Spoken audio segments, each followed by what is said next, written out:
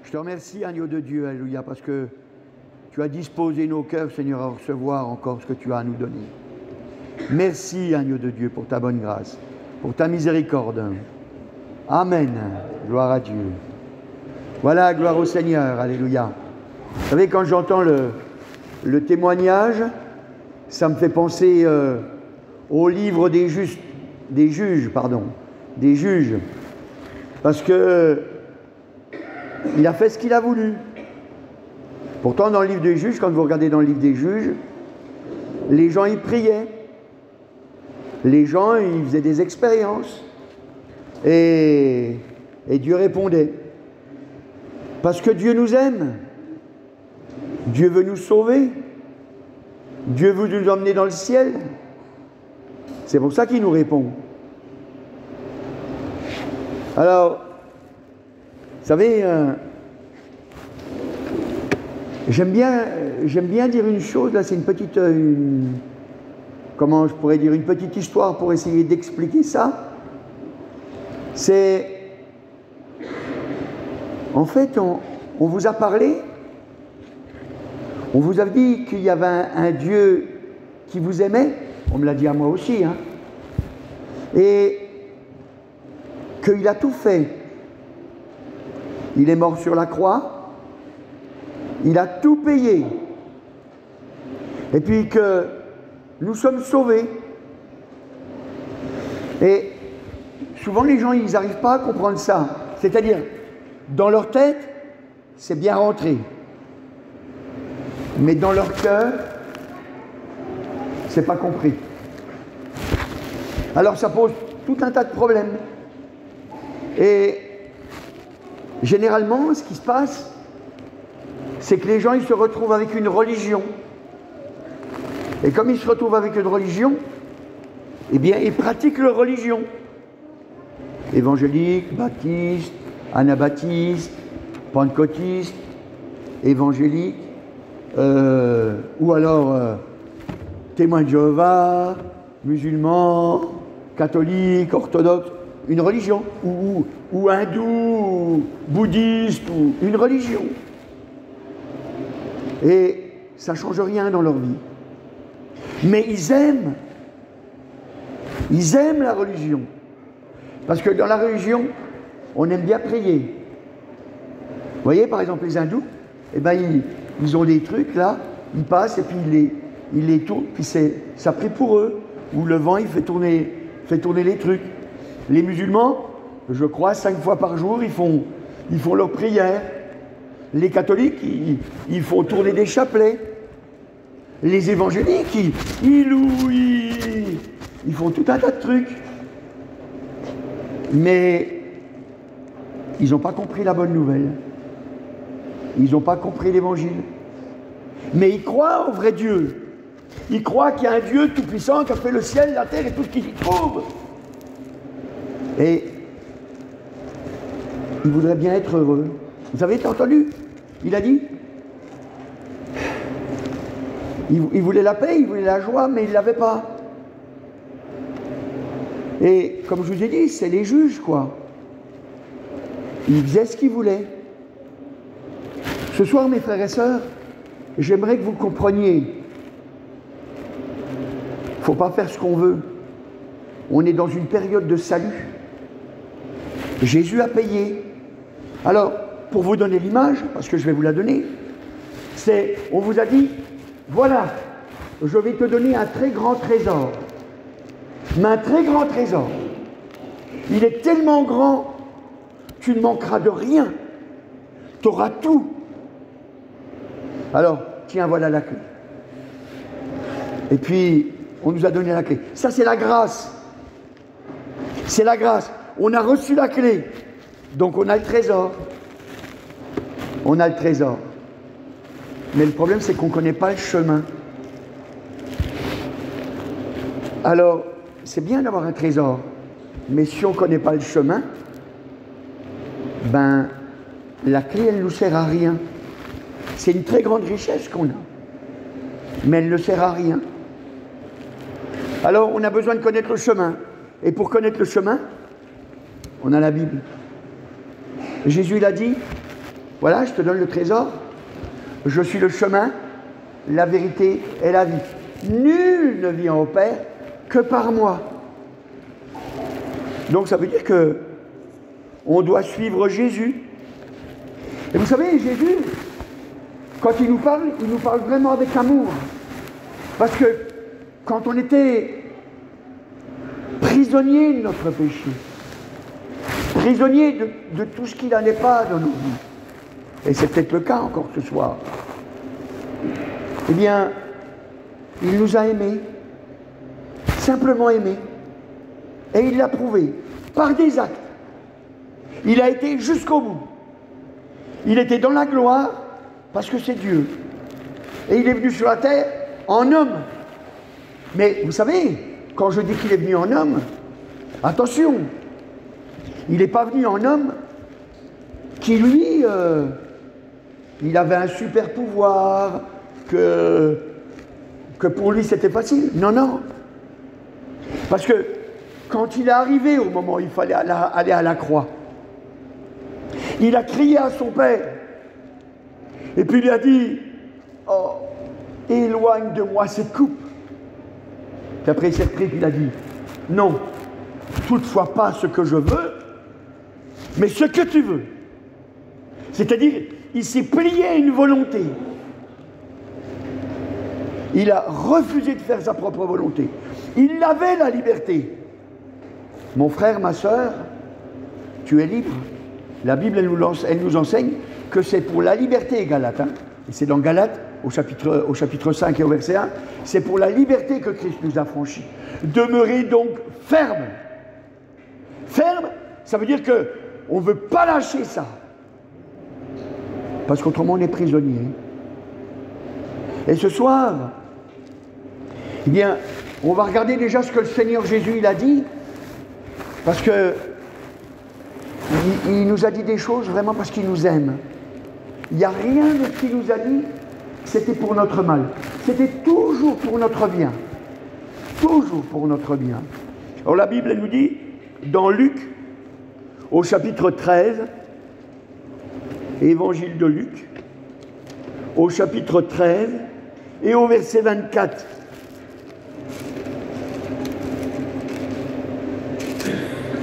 Alléluia, merci Seigneur. 13, 24. Il est dit, au verset 24, alors, moi je vous lis que les passages, vous voyez, moi je vous invite vivement à vérifier vous-même et à lire l'ensemble, parce que c'est très important. Mais, comme le temps est compté, moi je lis que des petits passages, vous voyez. Alors il est dit au verset 24, il est marqué, « Efforcez-vous d'entrer par la porte étroite, car je vous le dis, beaucoup chercheront à entrer et ne le pourront pas. Beaucoup chercheront à entrer, voudront entrer dans le ciel. Ils aimeraient rentrer dans la gloire, mais ils ne pourront pas. Mais ils ne pourront pas. Vous savez, si jamais on tourne quelques pages en arrière, et qu'on regarde un petit peu ce que nous dit la parole de Dieu, c'est-à-dire ce que nous dit Jésus au chapitre 6 et au verset 46, il dit « Pourquoi m'appelez-vous Seigneur, Seigneur, et ne faites-vous pas ce que je dis ?» Son message, c'est un message de salut. Il nous a donné la clé. Il nous a dit, voilà, je sais bien que tu ne peux pas t'en sortir, mais moi, je ne peux te prendre dans mon ciel que si tu acceptes de vivre à ma façon. Ça nous oblige à réfléchir. Est-ce que je veux vraiment vivre dans le ciel éternellement? Je ne vous mens pas, mes frères, et sœurs. Moi, je me la suis posé cette question. J'ai crié à Dieu de tout mon cœur et j'ai dit comme ça, est-ce que vraiment je vais vivre comme tu l'as dit? Est-ce que la vie que tu proposes, je la veux vraiment? Et j'ai commencé à réfléchir. Et est-ce que j'avais envie d'être heureux? Oui, j'avais envie d'être heureux. Vous savez, c'est pas la peur de l'enfer c'est pas la peur de l'enfer, parce que je me disais de toute façon, si jamais je vais dans un endroit et au bout du compte je ne suis pas heureux, je ne vois pas pourquoi j'irais. Alors j'ai bien réfléchi, j'ai commencé à lire la Bible avec sérieux, j'ai commencé à regarder pour voir ce que Dieu me proposait. Et quand j'ai bien regardé, j'ai dit oui, Seigneur, je veux bien vivre avec toi. Alors, maintenant je comprends. C'est vrai que des fois on ne comprend pas tout, mais on accepte. Dieu a un plan pour nous, c'est un plan éternel, un plan merveilleux, alléluia. Et dans son plan merveilleux, il nous parle. Alors il nous dit qu'il a besoin de nous. Il a besoin de nous parce qu'il nous aime. C'est comme, vous savez, les parents, quand ils aiment les enfants, ils ont besoin de leurs enfants.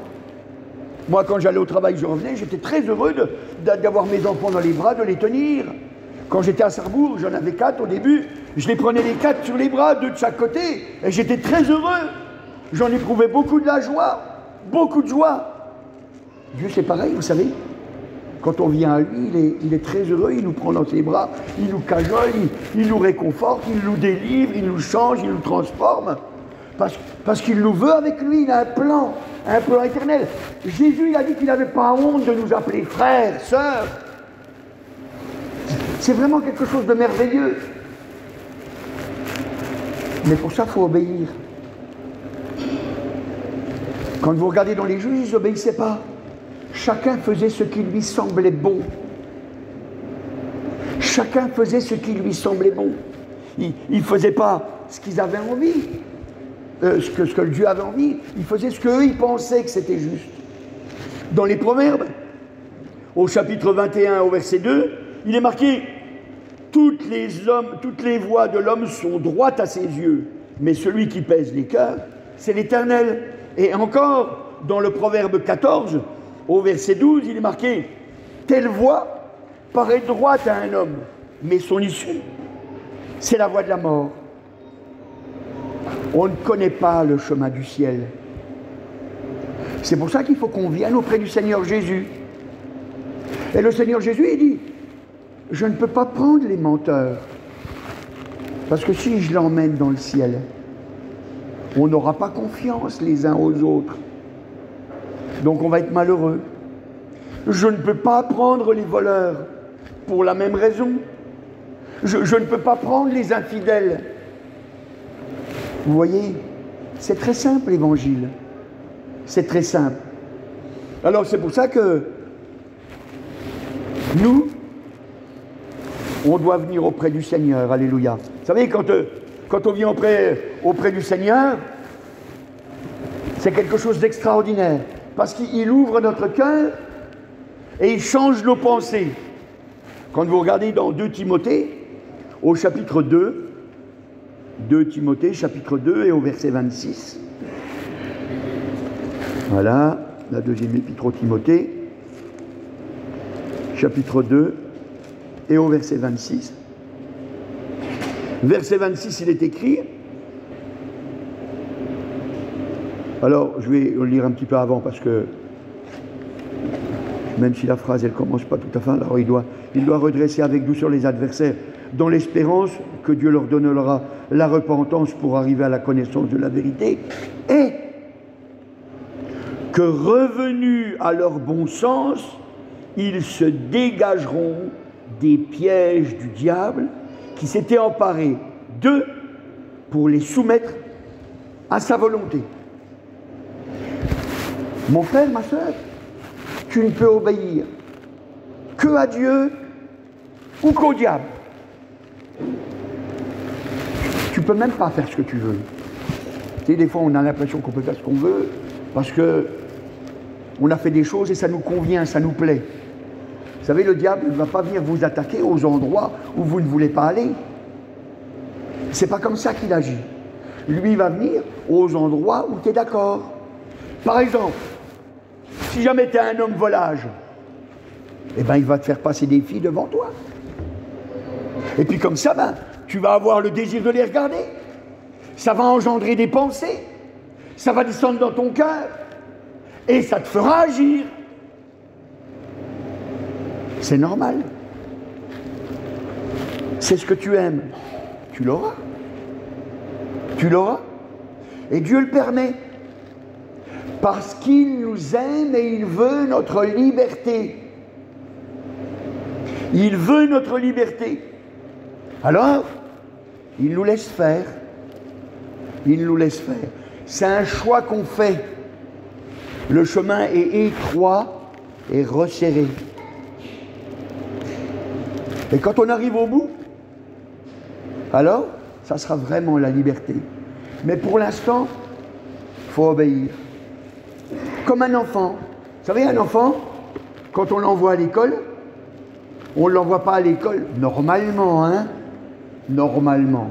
On n'envoie pas le gosse à l'école pour s'en débarrasser. Hein. On l'envoie à l'école parce qu'on pense qu'à l'école, il va apprendre à lire, à écrire, etc. Parce que dans notre esprit, on aime notre enfant. Et comme on aime notre enfant, on se dit, s'il apprend bien, eh ben, il pourra faire un métier qui lui plaît. Il pourra faire quelque chose qui lui plaît. Il sera heureux. Parce qu'on a ce désir de les rendre heureux, nos enfants. Dieu, il fait pareil. Alors l'enfant, quand il va aller à l'école, eh ben, il ne va pas commencer par écrire. Il va commencer peut-être par faire des gribouillis. Ça paraît inutile, les gribouillis. Mais ce n'est pas vrai. Les gribouillis, c'est très utile. Parce qu'avec les gribouillis, ça permet de tenir un crayon. Et puis quand on tient le crayon, eh bien, à force de le manipuler, eh bien, on attrape de la dextérité dans la main. Ça veut dire que de mieux en mieux. Et puis après, l'enfant, eh bien, on va commencer par lui donner des lois.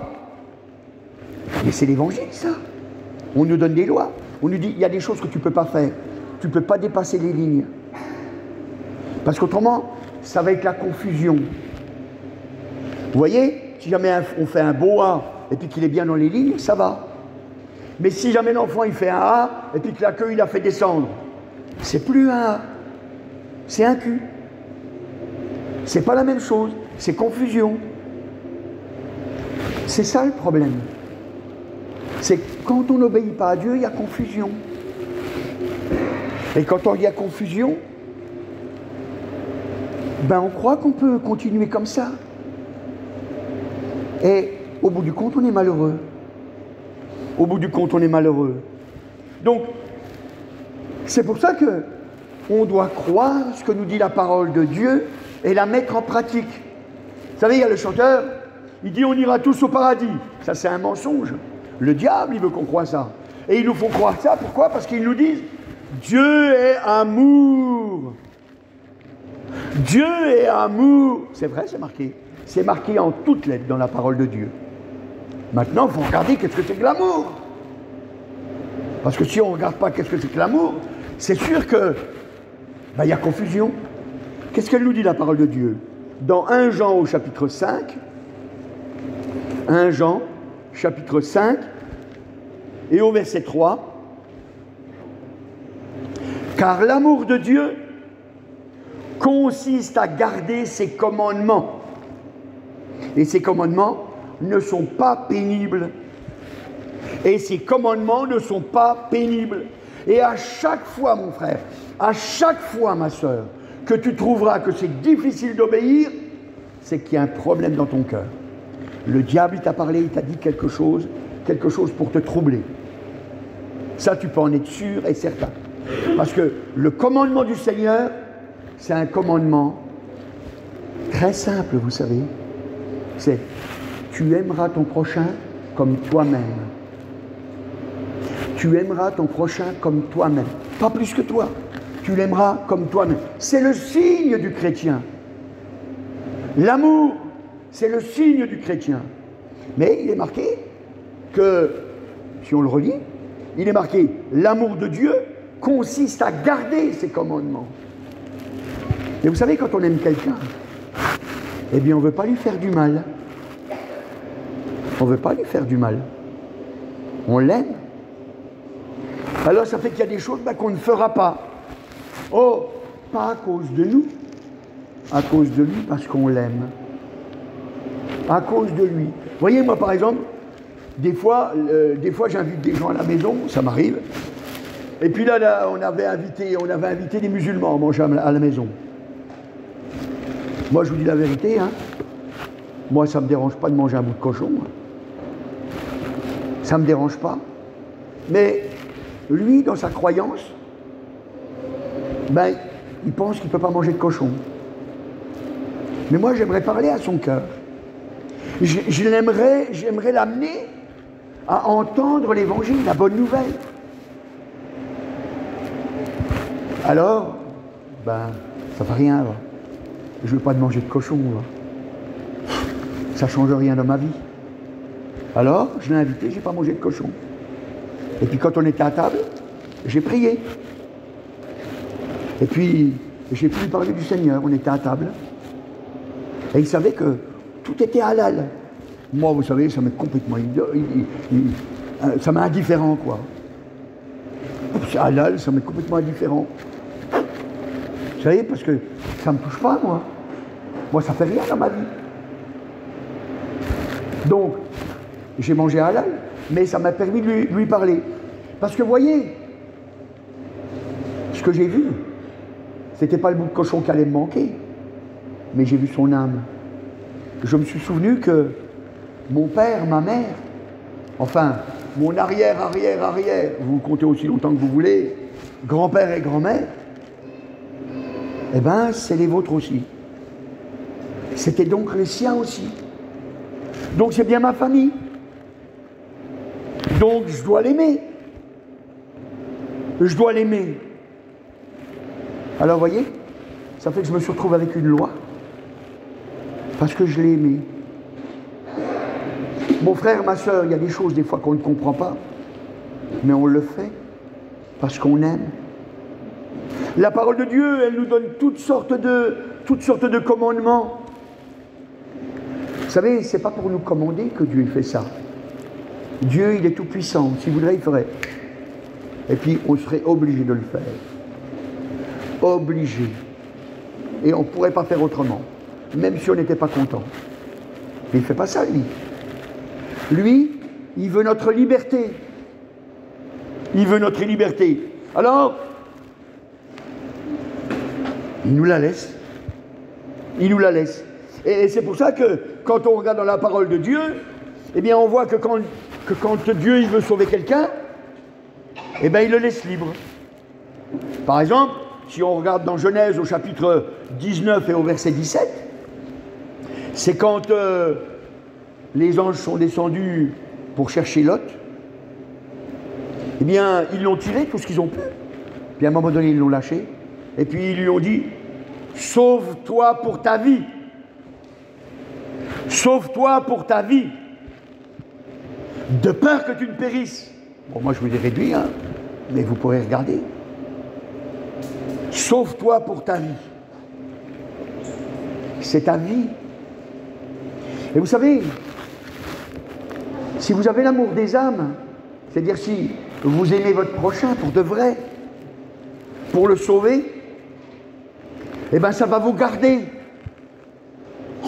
Ça nous garde d'aimer. Parce que quand on aime, alors on aime aussi notre âme. On aime aussi notre âme. Et c'est comme ça que on est dégagé des pièges du diable, comme on a lu dans Timothée tout à l'heure. On est dégagé des pièges du diable. Parce qu'on ne veut plus se soumettre à Dieu, oui, mais plus au diable. Et c'est pour ça qu'après on est délivré. Moi, vous voyez, j'étais héroïnomane. Alors, je vendais du cannabis pour pouvoir m'acheter de l'héroïne. Je consommais aussi du cannabis, je consommais beaucoup d'autres drogues, mais c'est pas ça le problème. Eh bien, quand j'ai dit au Seigneur, j'ai dit, Seigneur, tu vois ce que j'ai de plus cher, ce que j'ai de plus cher dans ma vie. Ça paraît bizarre de dire ça. Mais le plus cher de ma vie, c'était la drogue. J'aimais la drogue plus que ma mère, plus que mes frères et sœurs. J'aimais la drogue plus que tout. J'ai accepté de me ramasser des coups pour la drogue. J'ai accepté des choses, mais vous ne pouvez même pas vous imaginer pour la drogue. Mais quand je suis venu auprès du Seigneur, puis j'ai dit, Seigneur, ce que j'ai de plus cher au monde, je te le donne. C'était la drogue. À ce moment-là, j'ai été délivré instantanément. J'ai même pas fait de crise de manque. Alors que d'habitude, quand j'avais pas ma dose, j'étais obligé de courir partout pour en trouver. Et si jamais j'en avais pas, il fallait que je prenne des médicaments, autrement je me mettais à trembler. J'étais malade, prêt à vomir. Enfin, je vous explique même pas, ça sert à rien. Mais j'ai été délivré instantanément. Et vous savez, c'est ça souvent ce qui se passe. C'est les gens, ils ne veulent pas donner à Dieu. Ils ne veulent pas donner à Dieu parce qu'ils veulent garder leur liberté. Mais en gardant ta liberté, tu la perds, ta liberté, parce que tu es prisonnier. Tu es prisonnier. C'est pour ça que la Bible, elle nous dit que l'amour de Dieu consiste à garder ses commandements. Ça nous garde. Ça nous garde. Parce que d'un seul coup, nos yeux s'ouvrent, et puis on s'aperçoit, puis on dit, mais peu s'en est fallu que je tombe, peu s'en est fallu que je sois dans la souffrance éternelle. Bon, vous voyez, je ne pensais même pas vivre à 30 ans. J'avais 20 ans à peine, je m'étais déjà poignardé. J'avais aucun espoir dans la vie. Mais quand je suis venu au Seigneur, alléluia, alors, une vraie délivrance, alléluia. Et vous savez, sûrement que je vous ai dit et que je vous dis des choses que vous connaissez, mais ce n'est pas le tout de connaître, vous savez. C'est faut le vivre. Parce que le savoir, ça ne sert à rien, vous savez. Faut le vivre. Vous savez, c'est quand on marche dans le chemin qu'on découvre les choses. C'est quand on marche dans le chemin qu'on découvre les choses. Bon, vous savez, quand je suis venu à l'Évangile, j'ai accepté d'obéir. J'ai accepté d'obéir. Moi, j'avais une vision vraiment différente de l'Évangile. Vous savez, moi, quand je suis arrivé à l'Évangile, et Ernest, il pourra vous le dire, hein, il était déjà à l'église, eh bien, il y avait toujours plein de gens qui venaient à l'église pour me voir. Ah, pas pour venir au Seigneur, hein. Ils venaient me voir. Et puis, je leur vendais de la drogue. Je sortais dans le porche d'à côté. Je leur vendais de la drogue. Je rentrais. Je disais « Alléluia, merci Seigneur !» Mais c'est vrai, hein, j'éprouvais de la joie d'être avec eux. J'éprouvais de la joie. Mais je n'étais pas sauvé. Et quand j'ai donné ma volonté, alors à ce moment-là, mes yeux se sont ouverts. J'ai dit « Mais qu'est-ce que je fais ? Je suis en train de perdre les gens. Moi j'ai trouvé le salut, et puis je suis en train de les perdre. Je les aime pas en fait. Mais je suis pas chrétien alors. Alors il a fallu que je prenne une position. Et quand ils sont venus près de moi, ils m'ont dit t'en as. J'ai dit c'est fini. Et puis il m'a dit allez, va encore une fois, va, sois cool, va. J'ai dit non, c'était fait la dernière fois, c'était la dernière fois, maintenant c'est fini. Il m'a dit oui mais moi j'étais pas au courant. Ben tant pis. Tant pis, moi ça y est, j'ai fait mon choix, c'est fini. C'est fini. Mais ma vie a changé. J'ai accepté d'obéir. Je suis rentré chez moi, j'avais de la drogue, je l'ai jeté, j'ai tout jeté. Je vais vous dire, j'avais même des sacs de cannabis que j'ai jetés dans les bois. J'avais de l'héroïne que j'ai jeté dans les toilettes. Et ça faisait beaucoup d'argent, hein. Et moi, combien de personnes m'ont dit « Oh, mais t'es bête, t'aurais dû me la donner !» Mais si ça me tue, moi, je ne peux pas la donner aux autres. Ça m'oblige à faire des choix. Seigneur, je veux t'obéir. Seigneur, je veux t'obéir. Seigneur, je veux marcher selon ta volonté. Pas comme je veux moi, comme tu le dis toi. C'est pour ça qu'on a la parole de Dieu. Et vous savez, moi, à Jeun, je dis toujours aux frères et aux sœurs, je dis, ne croyez pas ce que je dis, lisez la Bible. Vérifiez pour voir si ce que je dis c'est vrai. Parce qu'autrement, vous aurez vécu une vie où vous aurez espéré. Beaucoup chercheront à entrer, mais ils ne le pourront pas. Mais Seigneur, pourquoi? Mais toute ta vie, tu as fait ce que tu as voulu. Tu comprends bien qu'ici, il va falloir m'obéir. Il va falloir faire ce que je dis. Mais tu vas être malheureux. Je ne peux pas te prendre. Si tu es dedans, tu vas faire souffrir les autres. Et toi-même, tu souffriras. Alors, tout ce que je peux faire, c'est... Je t'accorde cette liberté parce que je te l'ai donnée. Je t'aime. Alors, je te mets à l'endroit où tu voulais aller. L'endroit où j'y suis pas. Où tu peux faire ce que tu veux. Mais le problème, c'est que tous, ils veulent faire pareil. Mais ils se rendent compte à cet endroit-là que c'est trop tard. Alors ils pleurent. Il y a des grincements de dents. Ça hurle. Ils aimeraient bien changer, mais ils ne peuvent plus. Parce que leur cœur a été tellement endurci qu'ils ne peuvent plus changer. Ils n'arrivent pas à y croire. Vous savez, un jour, vous pourrez demander à Daniel Leclerc. Un jour, il nous a raconté qu'il y avait un de ses oncles. C'était un chrétien. Et puis, il croyait à la venue de Jésus. Mais Jésus tardait. Vous savez, le Seigneur, s'il tarde, c'est parce qu'il veut en sauver un maximum. Et puis, il voyait que le temps s'écoulait. Et puis, Jésus venait pas. Alors, il s'est laissé aller. Oh, c'était pas un méchant garçon, hein. Il n'est pas allé en boîte, il ne s'est pas mis à vendre de la drogue, il n'a pas commencé à frapper les gens. Non, non, il venait à l'église. Mais il dormait juste. Son cœur n'avait plus soif de sauver les autres. Il voulait juste être sauvé lui. C'est tout. Il ne voulait pas faire de mal. Il voulait être juste un chrétien qui dort. Et puis il était là. Et puis, voilà que 1948 arrive. Et 48 arrive. Ben, les Juifs y retournent en Israël. À ce moment-là, il dit « Ah, le Seigneur arrive. Pardon, Seigneur Ismajnoua, Seigneur au secours, pardon, pardon, je suis un grand pécheur, change-moi, transforme-moi, prends-moi. » Dieu, il a amour.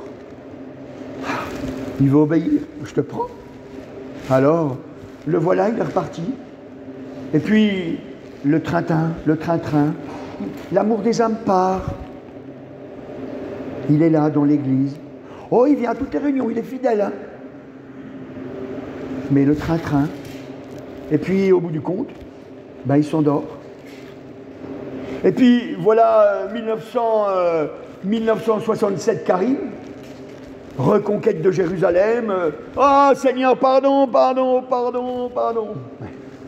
Alléluia, le Seigneur, il nous aime.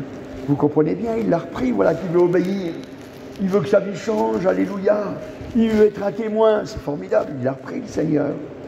Heureux. Le temps s'écoule, la vieillesse arrive. Et puis, il se rend compte qu'il va mourir. Alors il se met à genoux. Seigneur, pardon, pardon, pardon. Puis tous les jours, il demande pardon, pardon, pardon, pardon. Et puis rien. Son cœur s'endurcit tellement qu'il n'arrive même plus à croire au pardon de Dieu. Il n'arrive même plus à croire au pardon de Dieu. C'est-à-dire que son cœur, il est devenu tellement dur qu'il n'a plus de confiance. Il n'a plus de confiance en Dieu. Mais mettez-vous cette image dans la tête. Vous allez vers quelqu'un, et puis vous lui mettez une grosse claque. Puis vous lui dites, pardon. Si vraiment c'est quelqu'un qui vous aime, si c'est vraiment quelqu'un qui il a soif de ce que votre âme soit sauvée, il va vous pardonner. Et si après vous lui mettez un coup de pied, et puis vous lui dites pardon, et puis que vous commencez, je ne sais pas, tout le mal que vous pouvez faire, eh bien je vous dis la vérité, à un moment donné, même votre cœur, il ne croira pas au pardon. Parce que vous allez vous dire, avec tout le mal que je lui fais, il ne peut pas être pardonné. Il ne peut pas me pardonner. Ma fille Émilie, c'est ce qui lui était arrivé. Heureusement, alléluia, qu'elle en a parlé à ses frères et sœurs. Puis à sa sœur, elle lui a dit, faut que tu crois. Faut que tu crois que Dieu change ta vie. Faut que tu crois que Jésus t'a pardonné. Il a payé. C'est la clé, gratuit. Il a payé. Il a payé. Alors, je sais que ce soir, c'est une réunion de prière.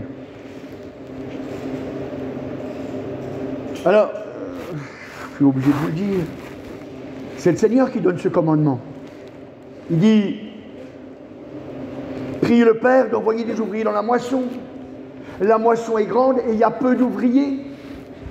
Donc il nous dit déjà qu'il n'y a pas de problème, on va réussir. La moisson est grande. Donc il n'y a pas de problème, ça va marcher. Mais il y a peu d'ouvriers. Ça veut dire que ce soir, il faut que tu pries pour que toi, tu sois un ouvrier. Oui, toi, il faut que tu pries, Seigneur, fais de moi un ouvrier, une ouvrière, que je serve. Alors vous savez, des fois, il y a une confusion qui se fait. Et la confusion, c'est que les gens, ils ne comprennent pas qu'est-ce que c'est être ouvrier avec Dieu. Vous voyez, j'ai ma main là, et puis elle est composée de doigts. Si j'avais qu'un seul pouce, pour prendre les choses, c'est très difficile. Si j'enlève le pouce et que j'ai que les autres doigts, c'est très difficile. Vous voyez? C'est un accord. On se met d'accord. Il y a une œuvre à faire. Chacun a son travail à faire. Même le petit doigt, il est très utile. Et vous savez, mon pouce, il est là. Eh bien, c'est pas le même que celui-là. Et je suis très heureux qu'il soit là. Hein. Vous voyez? Et vous savez pourquoi il est là? Parce que Dieu, dans sa grâce, quand il m'a formé, eh bien, mon pouce l'a obéi pour aller à sa bonne place. Et celui-là, il a obéi pour être de l'autre côté. Et ça me permet de faire beaucoup de choses. Et il faudrait que vous compreniez que pour pouvoir que ces choses, elles se fassent, ben, faut avoir à cœur l'œuvre. Seigneur, je ne suis pas grand-chose. Premièrement, Seigneur, je me présente à toi parce que je suis un pécheur. La parole de Dieu, elle dit qu'il est venu chercher des pécheurs. Je coche la croix. Je fais bien partie de ça. Alléluia. Et maintenant, je veux croire que le Seigneur Jésus il est venu me chercher. Alléluia. Mais Seigneur, c'est vrai que je suis un pécheur. Mais tu sais, je suis faible. Il est venu prendre les faibles parce qu'il se glorifie dans la faiblesse. Je coche la croix. Je fais bien partie du lot. Oui, oui. Merci Seigneur. Alléluia. Alors, maintenant que je sais que c'est bon, alors j'ai ma liberté. Ma liberté, c'est de venir au Seigneur et lui dire, Seigneur, aujourd'hui, Seigneur, je veux marcher avec toi. Hier, Seigneur, c'est passé. Je ne veux plus y penser. Ça ne sert à rien. Et demain, ça n'existe pas encore. C'est aujourd'hui jour de gloire. C'est aujourd'hui jour de salut. C'est aujourd'hui, c'est ce soir. C'est ce soir. Et je veux te dire, parce que je ne veux pas te mentir, je veux te dire juste la vérité. Si tu veux marcher avec Jésus-Christ, voilà qu'est-ce qu'elle nous dit la Bible. C'est le Seigneur Jésus qui nous le dit. Dans l'évangile de Marc, au chapitre 10. Évangile de Marc, au chapitre 10, et au verset, et au verset 30, 10, 30, voilà ce qu'il nous dit. Alors, on pourrait lire depuis le verset 29.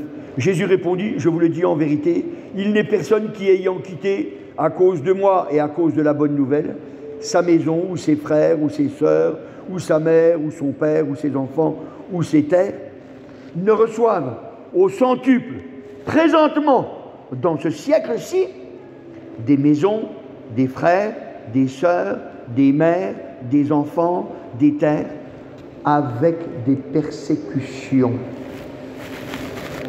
Avec des persécutions. Vous savez, je ne veux pas vous donner un évangile qui ne serait pas entier. Parce que il faut que vous sachiez qu'à partir du moment où vous allez prendre la position pour Jésus, Ça ne sera pas toujours facile. Ça ne sera pas toujours facile. Vous savez, je suis pasteur. J'habite à Agen. Et avant, puisque maintenant je suis retraité, mais avant, quand je n'étais pas retraité, je travaillais à Bordeaux. Et puis vous savez comment c'est la vie. Il y a tellement de choses qui nous arrivent dans la vie que des fois, on se laisse emporter par le flot de la vie. Et puis j'étais avec les collègues, et puis ils racontaient des histoires, et puis patati patala, et puis dans l'emportement, hop, j'ai commencé à raconter un mensonge. Je suis pasteur, hein. Vous voyez, je ne suis pas meilleur que vous, hein. J'ai raconté un mensonge, vous vous rendez compte? Mais vous savez ce que j'ai fait? Tout de suite, j'ai dit hop, hop, hop, hop, hop, hop, hop, hop. Là, je suis en train de vous raconter un bobard. Ah, ils m'ont regardé, c'était le silence complet. J'ai dit là, je viens de vous raconter un bobard. J'ai dit, je ne veux pas me laisser faire. Je suis chrétien, moi. J'ai pris des positions. Alors c'est sûr, hein, on s'est moqué de moi, nanana, hein, mais il faut savoir ce qu'on veut dans la vie. Il faut savoir ce qu'on veut dans la vie. Il faut être déterminé. Il ne faut pas avoir peur. Alors après, mon chef, il ne pouvait pas me voir parce que j'étais chrétien. Parce que je refusais de mentir. Je vois un de mes collègues, il m'a dit, ah, il ne faut pas dire. J'ai dit, ah, tu dis ce que tu veux, mais moi, je dis la vérité. Alors, ben, c'est sûr que vous êtes beaucoup moins aimés, hein. Mais j'ai choisi. J'ai dit, d'accord, moi j'accepte. Parce que Jésus, il a dit qu'il sera avec moi. Qu'il me bénirait, alléluia. D'ailleurs, dans 2 Timothée, au chapitre 3 et au verset 12, 2 Timothée, chapitre 3 et au verset 12, voilà. Voilà, 2 Timothée. Et au verset 12, 3, 12, il est marqué, or, tous ceux qui veulent vivre pieusement en Jésus-Christ seront persécutés. Il n'y a pas marqué quelques-uns de ceux qui veulent vivre, non, non, tous ceux qui veulent vivre pieusement.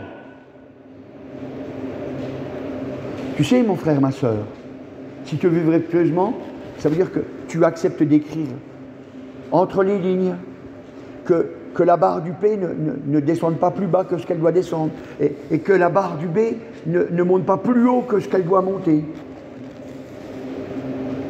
Vivre pieusement, ça veut dire que tu veux vivre selon ce qui est écrit dans la Bible.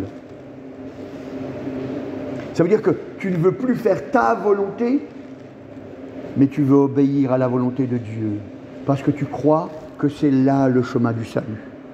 Et c'est là que tu vas attirer ceux que tu aimes. Vous savez, moi, quand je suis venu à l'Évangile, j'étais allé chez Ernest, il y avait Ernest et Marilyn, ils sont témoins. Quand j'ai réalisé, le jour où j'ai réalisé que j'étais sauvé, d'un seul coup, j'ai réalisé que parce que moi j'étais sauvé, mes yeux se sont ouverts et j'ai réalisé que ma maman, elle était morte. Que ma maman, elle allait en enfer. Que mes frères et sœurs, ils allaient en enfer. Je me suis effondré en larmes. Je me suis effondré en larmes.